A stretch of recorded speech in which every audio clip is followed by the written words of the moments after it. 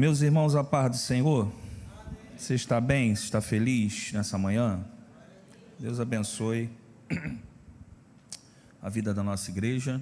É uma honra, mais uma vez, estar aqui para ensinar. Perdoe aqui, mas a gente já está em casa, estamos há pelo menos umas 3 semanas aí resfriado. Minha esposa hoje acordou com o rosto completamente inchado, já tem 3 dias que isso acontece. Enquanto estamos aqui, ela foi aqui no UPA, né, para poder se consultar ali e ver de fato se é alguma coisa grave ou se é uma sinusite ou algo do tipo. Mas eu creio que o mesmo Deus que está aqui conosco nessa manhã também está lá com ela e tudo vai ocorrer conforme Ele quer. Eu preparei a aula, lição de número 9, a figueira estéril, e aí você pode abrir aí a sua revista, na lição de número 9, figueira estéril, e neste tema, neste título da figueira estéril, também está escrito: temos que frutificar. O texto áureo é o Evangelho de Jesus, segundo escreveu o Dr. Lucas, capítulo de número 13, versículo de número 7, que diz assim: pelo que disse ao viticultor, há 3 anos venho procurar fruto nesta figueira e não acho. Podes cortá-la? Para que está ela ainda ocupando inutilmente a terra? Um outro aprendizado aqui muito importante antes de entrarmos na lição é a verdade prática. Esterilidade é incompatível com o verdadeiro cristão. Então, o comentarista aqui está nos dizendo que o verdadeiro cristão é aquele que gera, é aquele que produz, não é aquele que é estéril. Uma coisa também que eu dou muito valor na revista da Escola Dominical é este devocional aqui diário. E aí eu separei aqui 3 dias desse devocional diário que falam muito ao nosso coração nessa manhã, nessa lição. A segunda-feira é o Evangelho de João, ou o Evangelho que João escreveu, capítulo 15, verso 8. Nisto é glorificado meu Pai, que deis muito fruto, e assim sereis meus discípulos. João, ele também está na mesma vertente que a verdade prática, em que um verdadeiro discípulo é aquele que glorifica a Deus através dos frutos que ele produz. Então, é por isso que o comentarista diz que o verdadeiro cristão, ele não é estéril, ele produz, ele gera. Terça-feira, ainda no devocional diário, João capítulo 15, verso 5, diz assim: eu sou a videira, vós as varas, está em mim e eu nele, esse dá muito fruto, porque sem mim nada podeis fazer. Aqui também, esse versículo podemos dividir em 2 partes. A primeira parte deste versículo é que sabemos que se estamos arraigados em Deus, fincados em Deus, nós sim podemos produzir, e produzir muitos frutos. Mas também João é enfático em dizer que aquele que produz fruto, só produz fruto porque ele produz no Senhor, e sem o Senhor ele não pode produzir. Quinta-feira, que também está no devocional diário, e essa palavra aqui eu separei justamente para as pessoas com mais experiência, para os anciãos da igreja, para aqueles que têm mais idade. Salmos de número 92, verso de número 14: na velhice ainda darão frutos, serão viçosos. Viçosos significa aquilo que cresce e se desenvolve com vigor. Então, estes frutos serão viçosos e vigorosos. Então, o que o salmista está dizendo? Que aqueles que estão enraigados no Senhor, no nosso Deus, ainda que tenham... Meu Deus, louvado seja o Senhor. Irmãos, pela primeira vez eu recebo 2 copos d'água em uma única ministração. É um cuidado de Deus. Obrigado, minha irmã. Deus abençoe. Então, aqueles que têm mais idade, que são mais experientes, percebam que o salmista está dizendo que se estão arraigados em Deus, os frutos deles são mais desenvolvidos com vigor, por conta da experiência em Deus, por conta da convicção de fé no Senhor.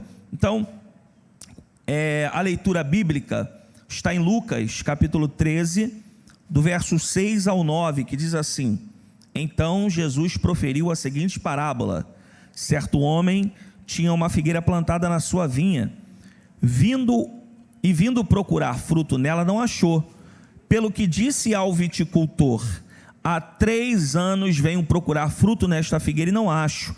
Podes cortá-la? Para que está ela ocupando ainda inutilmente a terra?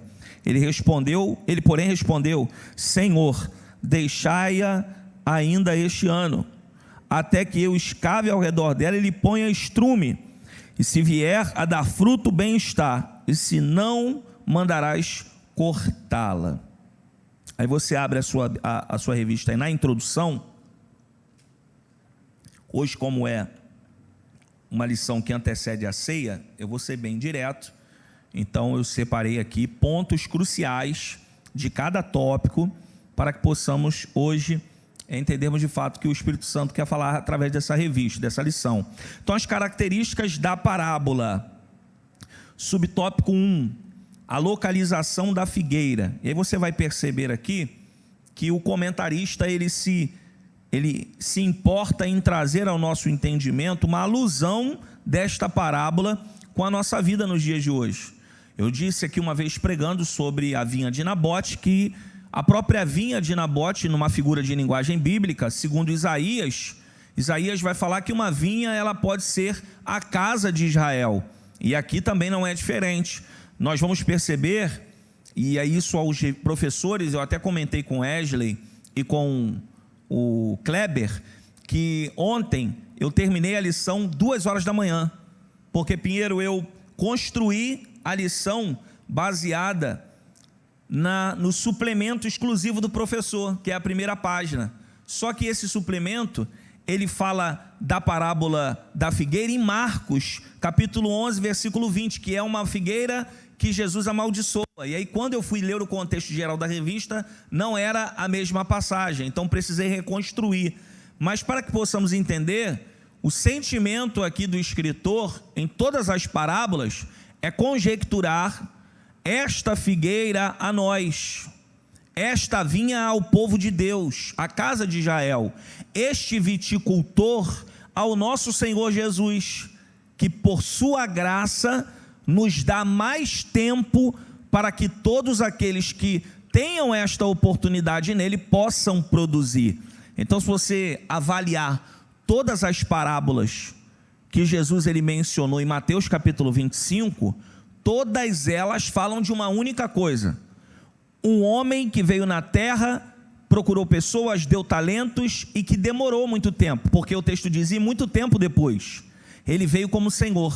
Isso aponta a primeira vinda de Cristo como homem, na barriga de Maria, aponta os talentos e dons que ele dispensou através do Espírito Santo, mas também aponta que a sua segunda volta, para buscar ou requerir os talentos que foram produzidos, ele volta como Senhor, o juízo. Então, este viticultor aqui é a graça por intermédio de Cristo, que nos dá a condição de produzir, porque assim como o homem demorou muito tempo, ele procurou, e quando achou, ali tinha pessoas que produziram talentos. Assim como o noivo tardou, e as mulheres, as virgens que estavam ali também dormiram, todas tiveram oportunidade. Então, Deus, por intermédio de Cristo, nos dá a oportunidade de produzirmos até a sua volta. Então, se Jesus ainda não voltou, porque ele não voltou de fato, nós estamos aqui aguardando ele, é tempo de nós produzirmos para o seu reino. Então, todos nós teremos oportunidades, temos oportunidades e temos até a sua volta, porque um dia ele irá requerir de cada um de nós aquilo que nós fizemos, tá bom? Então, o que podemos aprender aqui? Que uma figueira que produz figos está crescendo no meio de uma vinha. Isso não é normal. porque uma figueira produz figos, uma vinha produz uvas.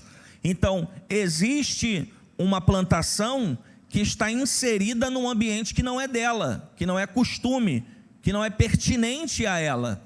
E aí o interessante é que aqui também no tópico 1, a localização da figueira, o comentarista faz questão de dizer que esta figueira está ali, não é por acaso.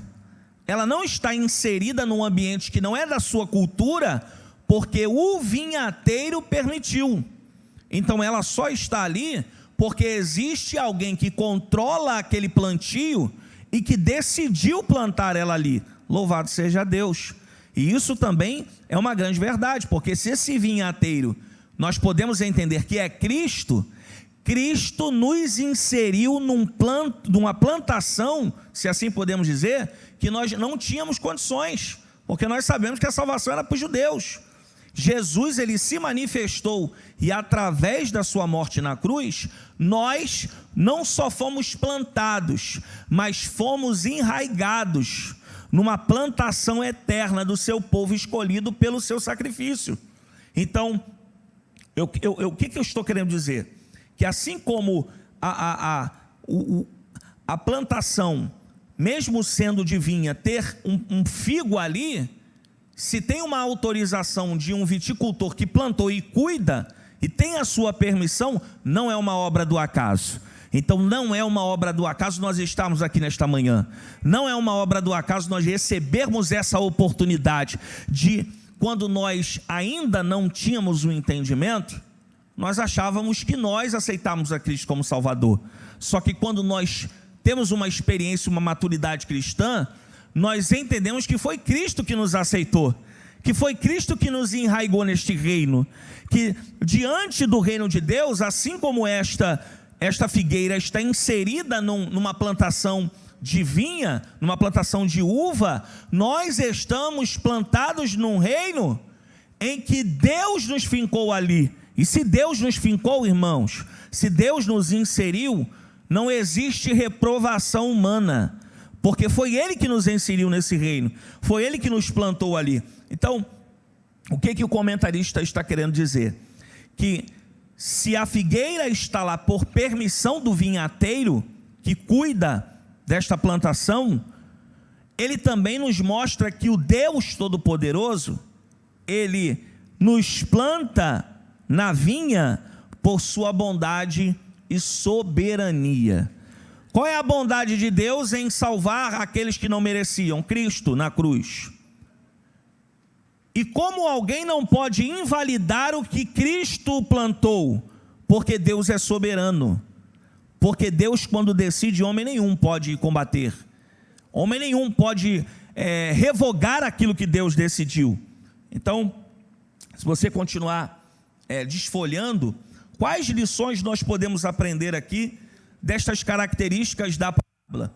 Primeira delas, Deus nunca erra no seu plantio.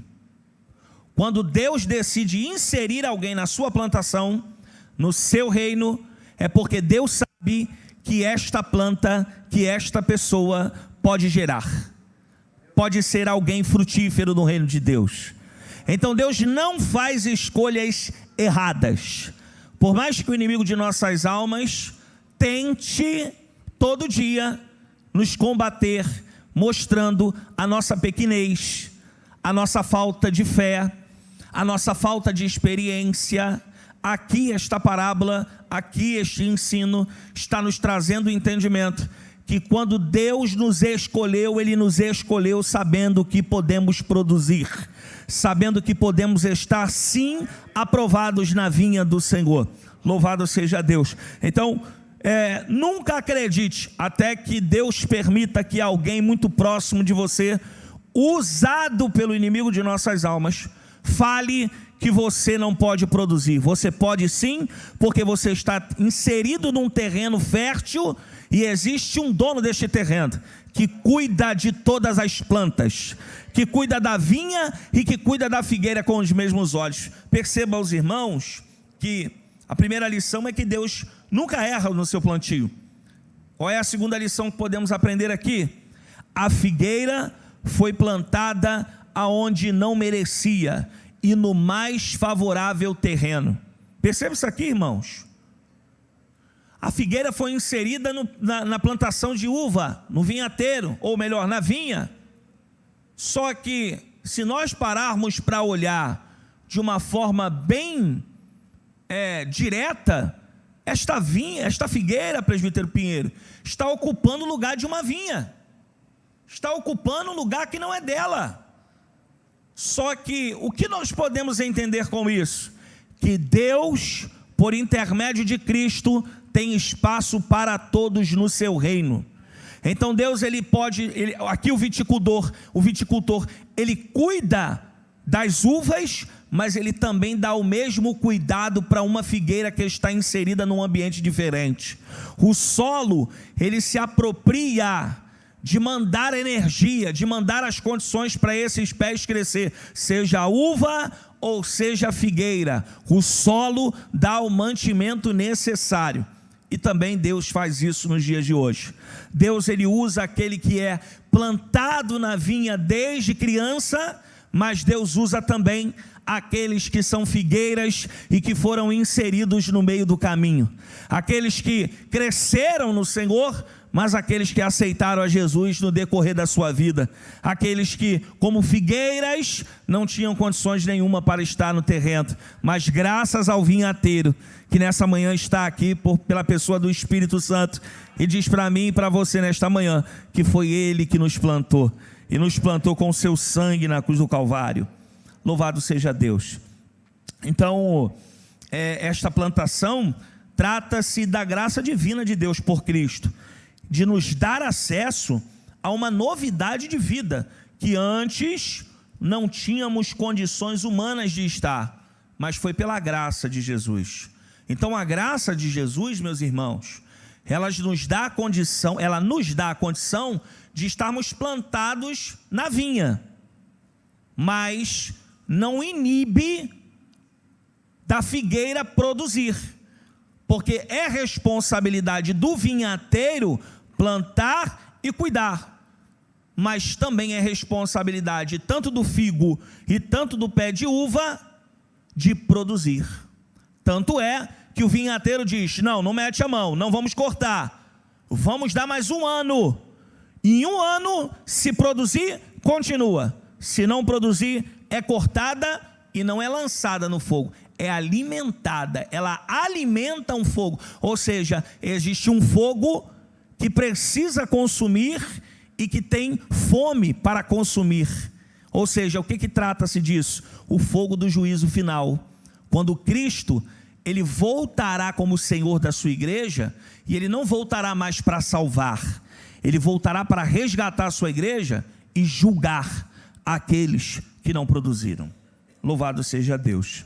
Então, foi pela graça. Eu preciso só lembrar aqui que esta graça é o ato de recebermos essa oportunidade, de participarmos do reino. Não é uma graça paralela que é pregada em alguns lugares, por algumas pessoas, que nós conhecemos na teologia como a graça irreversível. Ou seja, alguém que decidiu, ou que Cristo decidiu salvar esta pessoa, independente do que ela faça, ela continuará nesta vinha. Não, nós entendemos aqui que se não produzir, se não estar de acordo com aquilo que é feito por esta semente que foi plantada, logo será arrancada e lançada no fogo. Então, é um assunto muito extenso, mas é algo que eu considero até me incluir nesta questão, que poucos falamos nos dias de hoje. Nós falamos muito sobre o arrebatamento, mas falamos pouco sobre o período pós-arrebatamento, que nós iremos prestar conta com Deus sobre aquilo que nós fizemos. Nós pouco falamos sobre isso. É até um equívoco da nossa parte ministerial de não ensinar a igreja com mais alusão, com mais afinco, que nós teremos um momento com Deus para apresentarmos a nossa obra, ou as nossas obras. E quando apresentarmos as nossas obras, não vai ter intermédio do pastor, não vai ser o líder que vai nos ajudar. Deus irá julgar as nossas obras. E não se assuste, meus irmãos, existem muitos ministros que terão seus frutos aprovados, mas terão muitos crentes sem cargos, que receberão muitas diademas nas suas coroas, por aquilo que produziram nos bastidores. Louvado seja Deus, porque Deus é justo com cada um de seus filhos. Então, terceira lição que podemos aprender aqui: fomos chamados por Cristo e cheios pelo Espírito Santo para produzirmos frutos para Deus. Então, nós fomos chamados por Cristo, cheios pelo Espírito, para produzirmos frutos para Deus. Quarto e última lição sobre este tópico 1. Os frutos que Deus requer são mudança de vida.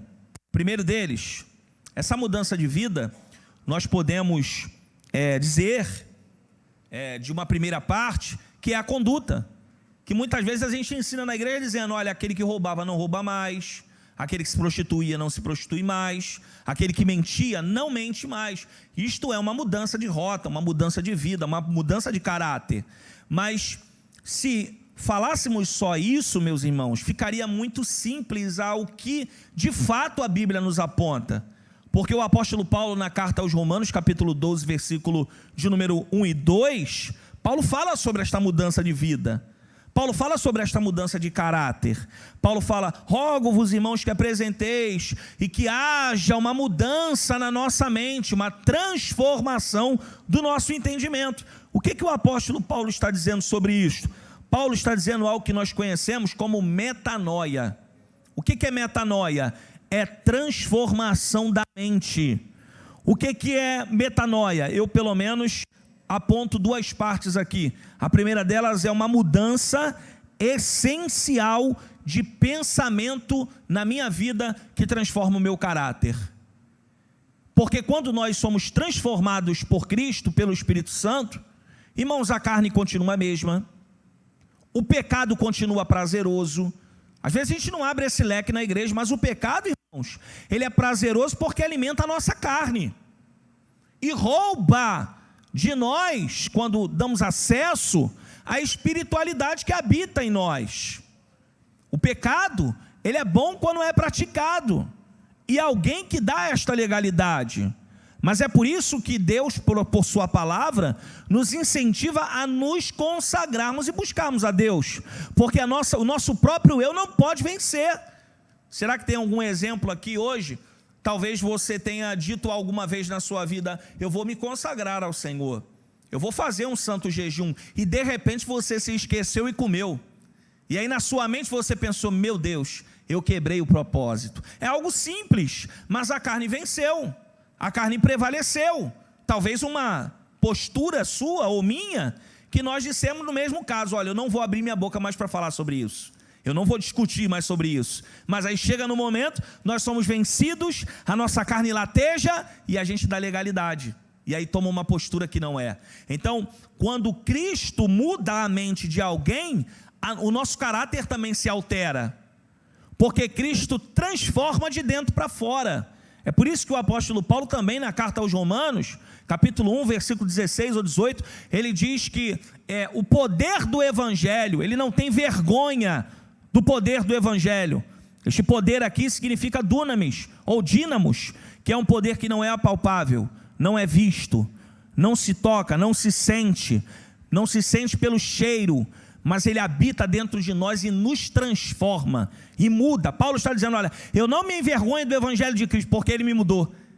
Eu era um judeu enraizado, eu perseguia a igreja, mas este poder me alcançou, e tudo que eu acreditava ficou para outro plano, e agora eu acredito naquilo que Cristo me mostrou, naquilo que ele se revelou para mim. Então, penso eu que os frutos de Deus na vida de um cristão, o primeiro exemplo deles é a mudança de postura. O crente que gera frutos, que está plantado, não fala palavrão, não dá má conduta, não escandaliza, tem cuidado na sua postura. E aí, essa mudança de caráter também traz uma transformação espiritual, porque aí você percebe que um crente enraizado em Deus, ele pensa tudo no modo espiritual. Irmãos, eu sei que existem situações, pastor Osvaldo, que nós precisamos lidar com as coisas dessa terra. Foi lesado, não é um crente que você vai processar, vai requerir, porque a Bíblia diz que crente não processa crente. Está lá na carta aos Coríntios, é uma recomendação de Paulo. Só que se você requerir os teus direitos na justiça contra algo, ou órgão, etc., tudo bem, use. Mas, irmãos, vocês sabiam que na maioria das vezes, se nós não tomarmos cuidado, antes de tomarmos as decisões cabíveis, nós precisamos orar a Deus. Nós precisamos enxergar na esfera espiritual. Vou lhe dar um exemplo. Eu estou há 3 semanas resfriado. Minha esposa também, minhas filhas também. E aí eu falei com Deus: Senhor, o que o Senhor quer me falar através disso? O que o Senhor quer me mostrar através disso? O que o Senhor quer falar comigo permitindo tudo isso? Então nós precisamos enxergar, porque nós não somos deste mundo. Então a nossa mecânica mental não deve funcionar como o mundo, porque o mundo toma decisões do seu braço. O mundo não poupa esforços para poder conquistar aquilo que quer na sua vida, e nós não somos assim, ou não devemos ser. Nós esperamos em Deus, nós confiamos nele, nós nos preparamos para que ele mostre aquilo que ele requer da nossa vida. Isso é uma mente transformada. Subtópico 2, pano de fundo. O pano de fundo aqui, eu preciso explicar que no Antigo Testamento, uma árvore frutífera era usada como símbolo de uma vida reta.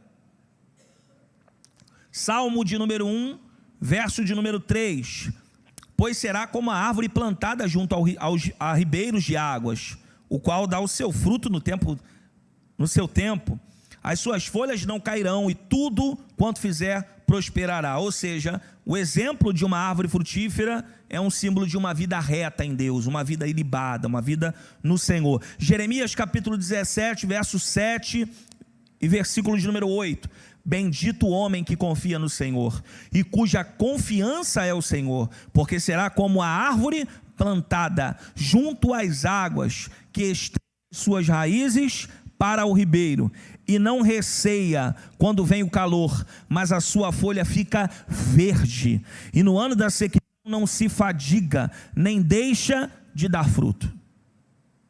Quem está plantado junto ao ribeiro não se preocupa com os períodos que vêm sobre a sua vida. Como diz aqui o próprio livro de Jeremias, vem o sol, o tempo seco, mas esta árvore que está plantada junto ao ribeiro, as folhas ficam verdes, independente da realidade externa. Se está recebendo fonte do ribeiro, esta fonte que esta árvore recebe se mantém de pé, se mantém viva e se mantém com flor, florescendo. E é assim também na nossa vida. Nós perdemos muitos irmãos e irmãs na pandemia. Muitos estão já gozando da dispensação de um dia voltar o nosso Senhor Jesus e levá-los. Mas nós estamos aqui. Nós continuamos permanecendo na nossa fé. Nós continuamos florescendo, faça chuva ou sol, com dor, porque nós não somos invencíveis, não somos super-homens e mulheres maravilhas, mas o nosso dia a dia é um dia em que a gente mata um leão por dia, e no outro dia a gente novamente precisa ser fiel e manter a nossa fé em Deus. Bendito seja o nosso Senhor. E eu fiz uma comparação aqui entre a figueira e Israel. Perceba que Cristo, ele trabalha com essas alegorias. Então Jesus, ele quer se reportar aos judeus falando sobre esta figueira. Então a parábola está alegoricamente relacionada com o povo de Israel, os judeus em questão. O próprio Jesus, em Marcos capítulo 11, verso 20, condena os mesmos pelas práticas dentro do templo. Vejamos essas comparações. A figueira prometia frutos, mas não os produzia. Embora o templo fosse um lugar dedicado a Deus naquela época, que Jesus habitava, que Jesus estava em carne, a verdadeira adoração havia desaparecido. Quantos aqui não podem lembrar da permissão ou do momento em que Jesus vai ao templo e vê os cambistas vendendo dentro do templo? O grande problema ali são duas situações. A primeira delas é a venda dentro do templo do Senhor. A segunda delas é a pior ainda, é o que traz a ira, e eu explicarei isso aqui. Porque a ira de Cristo é porque naquela época a expiação dos pecados era feita por um animal. Só que o animal era comprado e entregue de qualquer jeito, não havia uma separação, os animais imundos e os animais limpos, os sem manchas e os manchados, não, estavam vendendo tudo da forma que queriam, não havia uma libação, não havia um sentimento de culpa interior desta pessoa, ela simplesmente pagava pelo seu pecado, entregava ao sacerdote e está tudo bem. Então isso trouxe ira.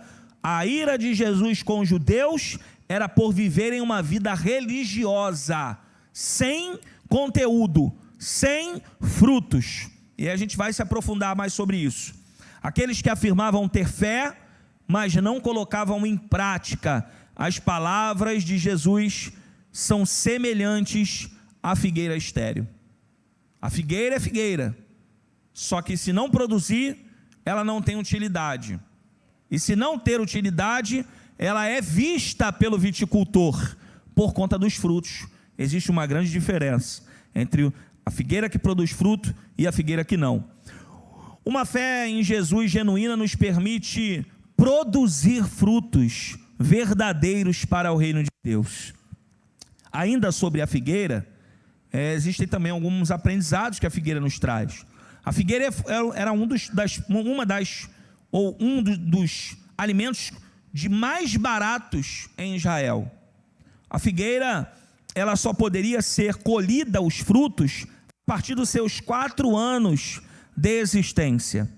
Cada árvore produz normalmente 2 vezes ao ano.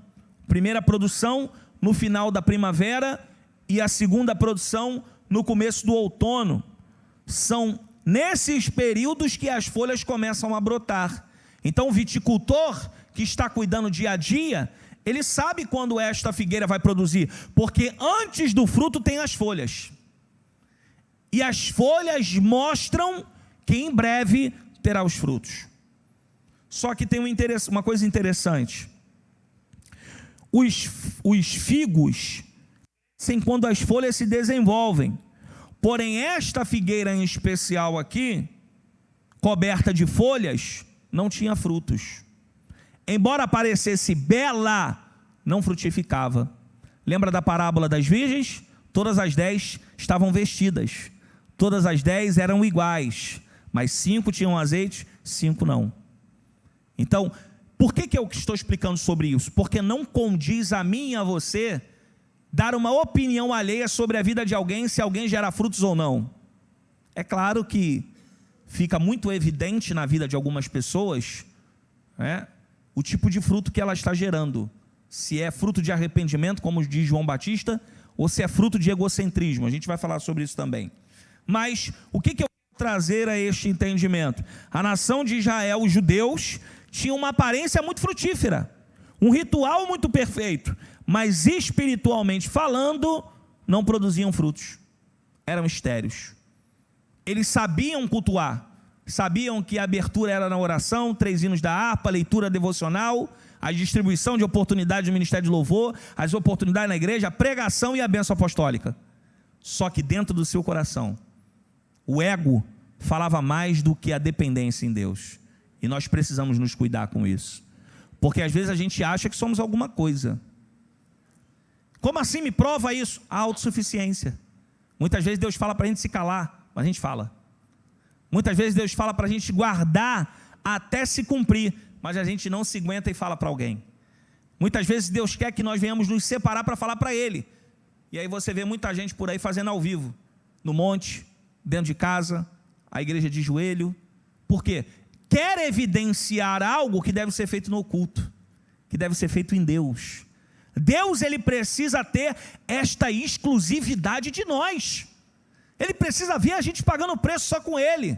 Ele precisa ver as nossas lágrimas só para Ele. Ele precisa ver o período que nós nos separamos para Ele. É uma intimidade, é um relacionamento.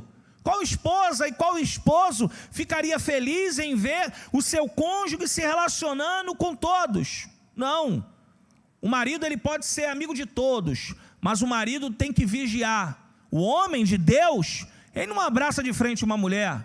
O homem de Deus não beija no rosto uma mulher, principalmente solteira. O homem de Deus, ele tem essa abertura com a sua esposa.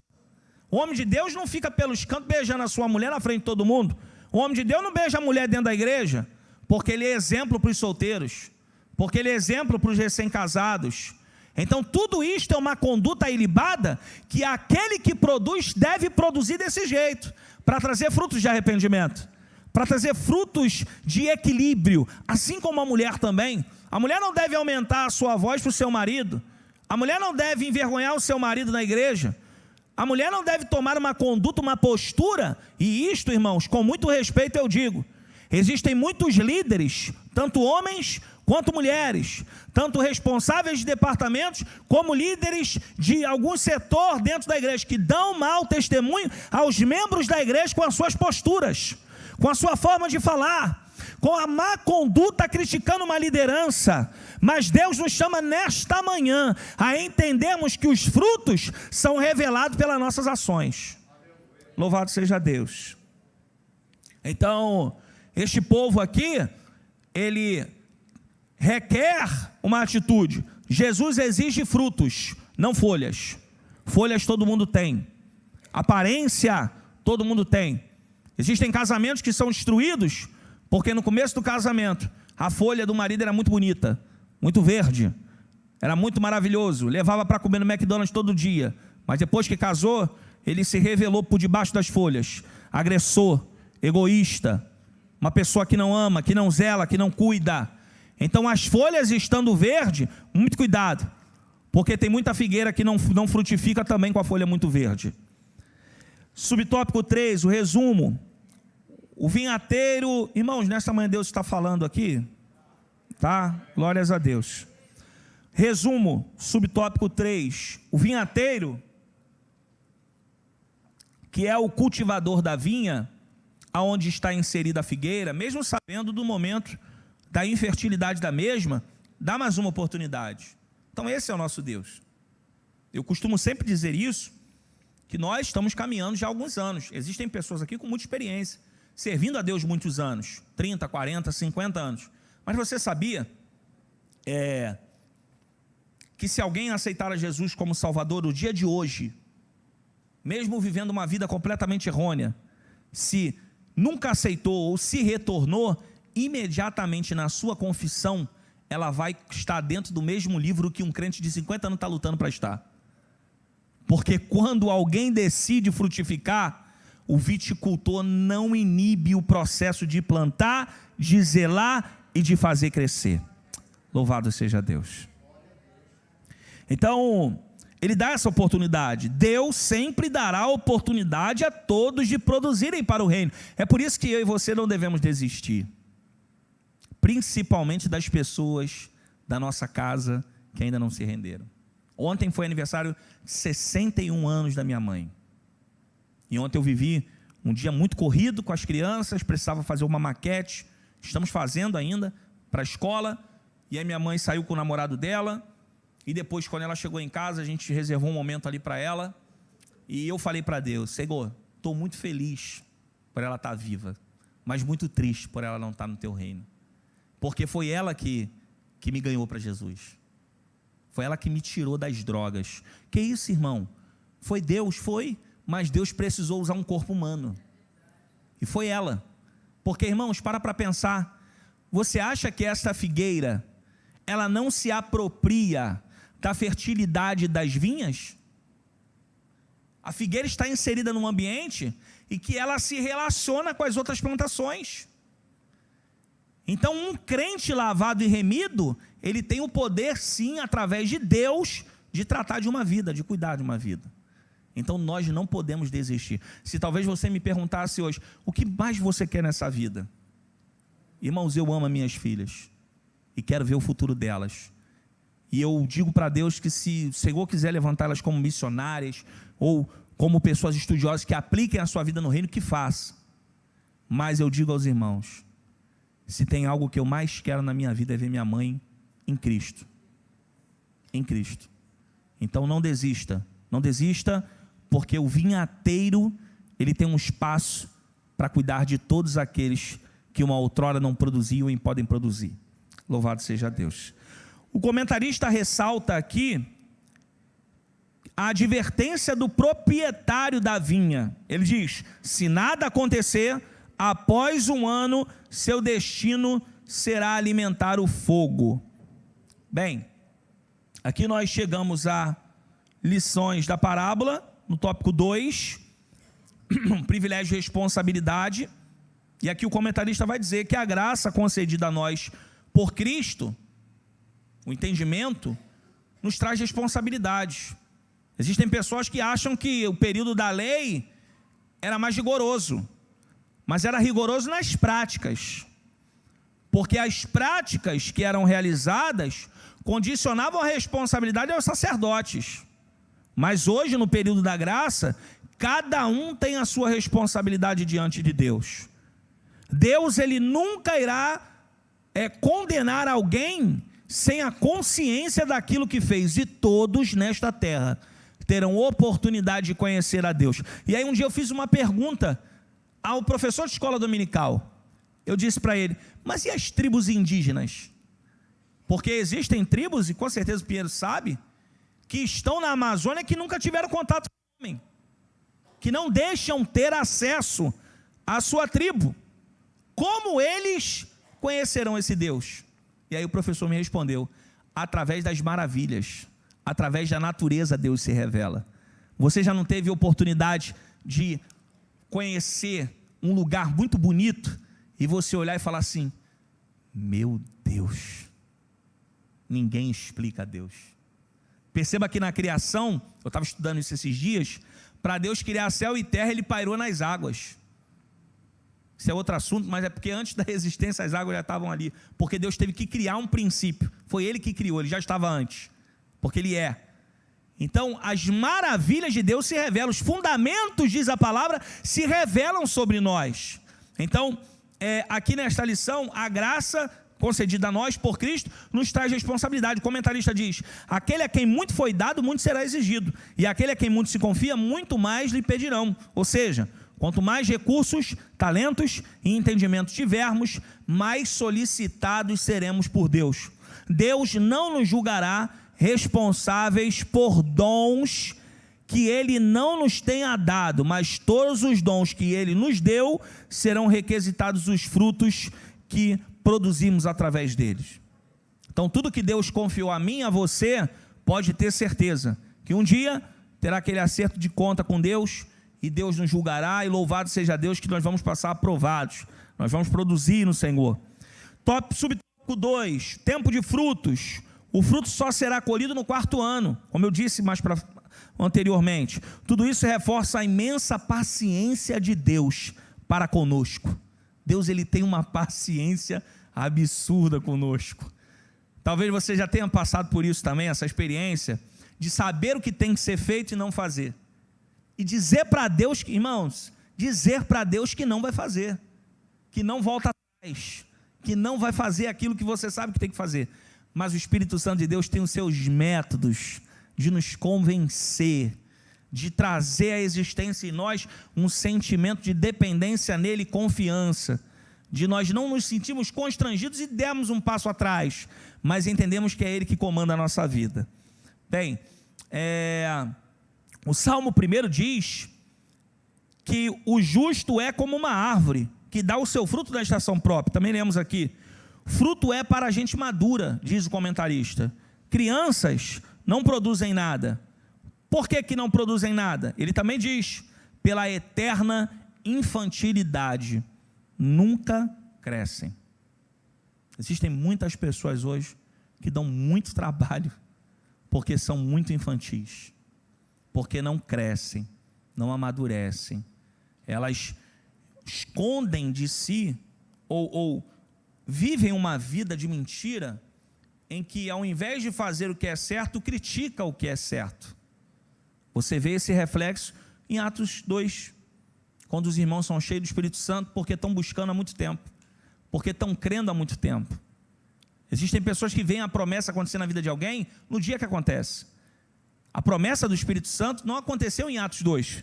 A promessa do Espírito Santo aconteceu no começo dos evangelhos, quando Jesus disse para ele: vem e me segue, que eu tenho um reino para vocês. E eles abandonaram tudo e seguiram Jesus. Só que os vazios criticaram os cheios, porque tiraram a responsabilidade de si, de crer numa promessa, e apontaram quem estavam perseverando nela. O tópico 3, subtópico 3, a última chance. A ênfase maior da parábola não está no juízo, e sim na longanimidade do viticultor e do proprietário. O grande ensinamento aqui é que Deus é repleto de misericórdia. Deus, ele tem uma misericórdia enorme conosco. Deus, ele tem um amor que nos constrange. Um amor que, se a gente olhar, fazer um reflexo de nós mesmos, a gente olha e fala assim: meu Deus, eu não merecia. Às vezes não, diversas vezes, principalmente nos cultos como o de hoje de manhã, eu olho para a minha vida e falo: Senhor, meu Deus do céu, o fato de eu estar vivo, estar no Senhor, é uma coisa inexplicável. E esse sentimento que nós precisamos ter, o sentimento da pequenez, o sentimento de saber que nós não somos nada sem esse Deus tão grande que nós servimos. A última chance, subtópico 3 do tópico 2. Eu disse que a parábola está falando mais sobre longanimidade do proprietário. O grande ensinamento aqui: Deus é repleto de misericórdia. Tópico 3, conclusões da parábola. Pela graça e misericórdia, Deus deseja que todos os homens sejam salvos. Primeira carta de Paulo a Timóteo, capítulo 2, verso 3 e 4. Porque isto é bom e agradável diante de Deus, nosso Salvador, que quer que todos os homens se salvem e venham ao conhecimento da verdade. Então, o amor de Deus é ilimitado. João, ele explica muito bem isso. No versículo célebre de João 3,16, João não consegue equiparar o tamanho do amor de Deus. E ele diz: um amor de tal maneira, um amor muito grande. Porque se dependêssemos de nós, alguns, a gente ouve aí na terra, onde nós trabalhamos, etc., algumas pessoas que fazem um mal muito grande, como estupro, uma morte e etc. E às vezes a gente condiciona, ou ouve alguém condicionando: esse merece morrer, esse merece sofrer, esse merece isso. De fato merece, nós não podemos mentir. Mas você sabia que a misericórdia, o amor de Deus é tão grande, que Deus enxerga essa pessoa como alguém que pode mudar de vida, alguém que pode ser salvo, alguém que pode entrar no reino de Deus? Esse é o amor do nosso Deus. Caminhando para encerrar, o subtópico 2 do tópico 3, não basta a aparência. Pois bem, o comentarista diz sobre os judeus: eram cheios de si mesmo e vazios de arrependimento. Os judeus também prestavam cultos todos os dias, 3 vezes ao dia, mas faltava uma vida autêntica. E aí o Espírito Santo de Deus fez uma pergunta para mim: até onde vai o nosso envolvimento no reino de Deus? Até onde vai? Será que fazemos parte do reino ou caminhamos para um império? Você já parou para pensar? Se nós não soubermos lidar com aquilo que Deus condiciona na nossa vida, você sabia que é possível fazer a obra para si mesmo? Você sabia que é possível fazer algo dentro da igreja para o seu próprio ego? Você sabia que existem pessoas que, por não terem esse cuidado, só servem a Deus se tiverem o cargo? Se o pastor decidir trocar, ou o líder decidir trocar, não serve com o mesmo afinco, não apoia quem Deus colocou através da vida do pastor no lugar da pessoa. Isto mostra um sentimento de império, não de reino. Existem pessoas que se sentem intocáveis, porque já estão há muito tempo. Isso também é um cuidado muito grande que nós precisamos ter. Mas você sabia que ninguém é insubstituível na obra de Deus? Eu estou falando para vocês aqui nesta manhã. Só que se eu não falar, Deus levanta outro para falar, porque tem muitos aqui para falar com muita mais competência que eu. E não é prepotência no que eu estou falando, nem falsa humildade. Mas o entendimento que eu preciso trazer nesta manhã é: a obra não é nossa, é do dono da vinha. Nós somos apenas árvores que frutificam. E aí nós vemos o sentimento deste fruto. Se este fruto é feito com este tipo de pensamento, este fruto não é um fruto de arrependimento. Se este fruto é feito supostamente para Deus, mas quando é indagado e abre-se o fruto e vê dentro do fruto um ego, vê dentro do fruto atitudes que não corroboram com o fruto que está sendo exposto, com o tipo de culto que está sendo prestado, logo precisamos ter um cuidado, porque estamos longe do sentimento daquele que nos plantou, daquele que nos enraigou. Então, o egocentrismo, diz aqui o comentarista nas mensagens. Que mensagens são? Deus te escolheu para vencer. Você é cabeça e não cauda. E há aqueles ainda que desrespeitam o ensino da igreja, as orações da igreja, os cultos da igreja, menosprezam, dizendo que o poder materializado pela carne nossa, os movimentos, são mais importantes do que as escrituras. E eu vim dizer aqui algo nesta manhã: o que nos alimenta é aquilo que nos dá sustância. Um lanche no McDonald's tira a fome, só não alimenta. O que alimenta é um feijão e arroz. Então a Bíblia, ela nos alimenta. Nós podemos sentir o poder? Sim. Podemos chorar? Sim. Podemos falar em línguas estranhas? Sim. É evidência daquele que nos plantou. Mas nunca podemos aceitar que alguém condene a palavra de vida eterna que nos fez estar plantado nesta vinha. Louvado seja o nome do Senhor nesta manhã, que nós estamos aqui falando apenas da palavra de Deus. Bendito seja o seu nome. Ainda sobre a figueira, eu encerro aqui. O mouse aqui me deu uma...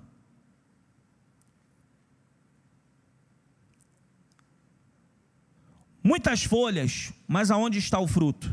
Deus nos convida a um arrependimento genuíno. Que Deus nos perdoe, nos dê graça e a sua misericórdia.